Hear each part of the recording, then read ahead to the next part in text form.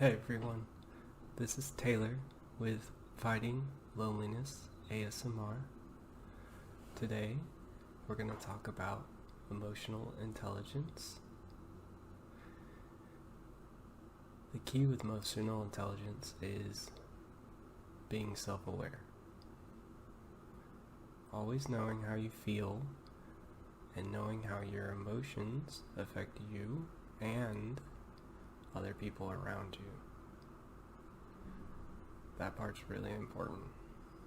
How are you affecting people around you? Things you can do to help with self-awareness: maybe keep a journal, or at least mentally throughout the day keep tabs on how you're feeling, how your actions and thoughts and emotions are affecting other people. Approach situations with those things in mind and slow down. Understand how you're reacting to something or how you plan to react to something before you actually do.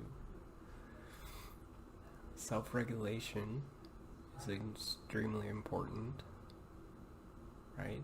You don't want to make rushed or emotional decisions, stereotype people, or compromise their values or your own. Speaking of values, most people don't spend enough time thinking about which values are important to them. What are your code of ethics? What drives you and makes you who you are? When you face a moral or ethical decision, what makes you think that you're making the right decision? That way, you can hold yourself accountable. Some people tend to blame others when something goes wrong. This is a big mistake because it's a missed opportunity to see how you could approach the situation differently and learn how to respect others and how they feel in that situation, possibly understand why they made a decision that they made, and see what you could have done differently. Being calm is really good self-regulatory practice. The next time you're in a challenging situation, try to be very aware of how you act. First, take a deep breath. Practice deep breathing. Deep breathing. Catalog all the negative things that you want to say. See how that would make the other person feel. How would that make you feel? Instead, come up with something constructive. Be strategic.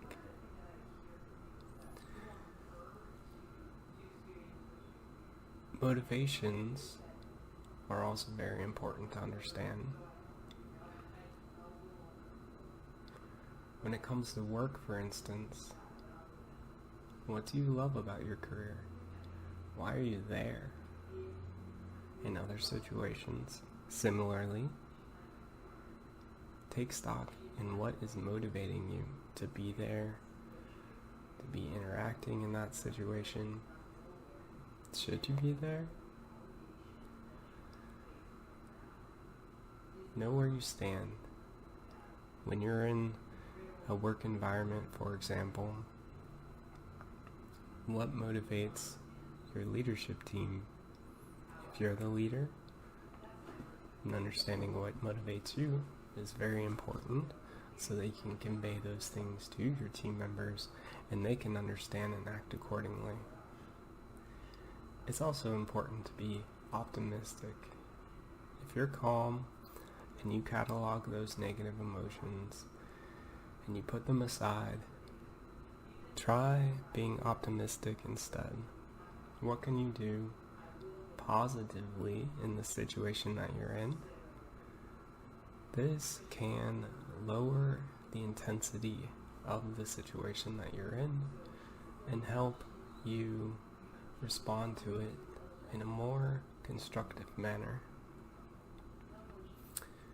Empathy is a very large part of emotional intelligence. Putting yourself in the other person's shoes. It's easy to say, and it's very hard to do. But for instance, let's say you had to give a review to somebody at work. Instead of making that meeting about yourself, maybe you don't have the money that they want, and you can't give them what they want. How do you approach that situation in a way that they can understand where you're coming from?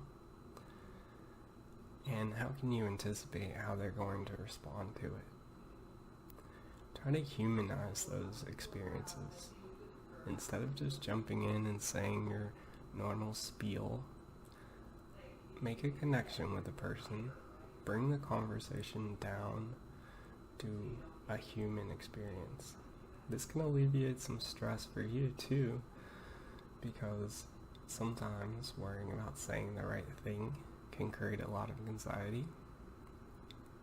But if you focus on making it a comfortable human experience, you and the person involved can have a much more honest, open conversation.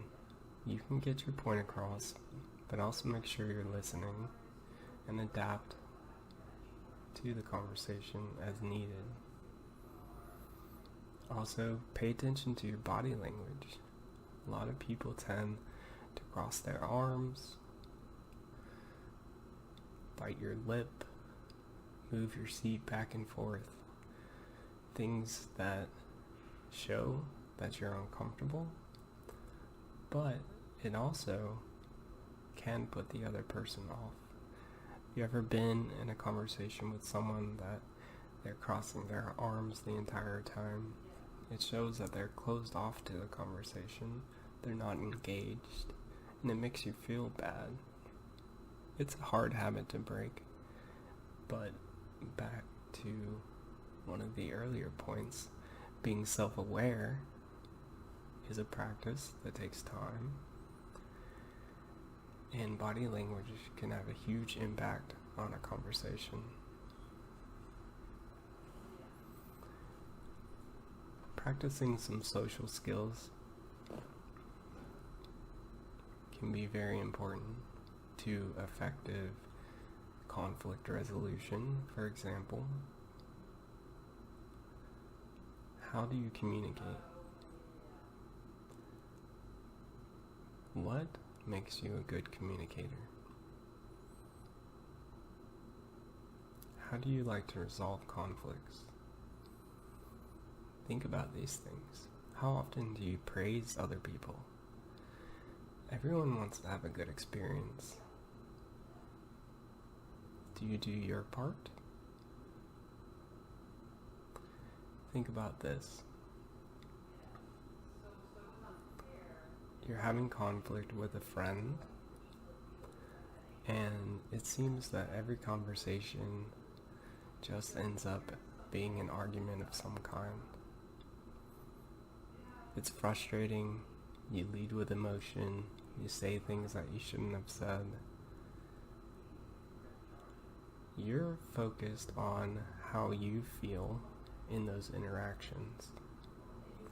But before you have your next interaction, maybe think about where that person's coming from.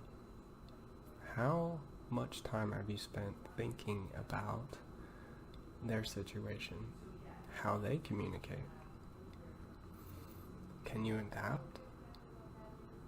Can you make some changes in your own communication style to improve the overall interaction? There's a really good article I'll link in the description. I've been going through it just now and trying to create some good commentary for you. while also helping you relax, because that's the point of the channel. Spending the time that you have every day designated to relaxation, calming down, for self-improvement. Thank you for your time today. Don't forget to subscribe and all of that. I appreciate you. Have a great day.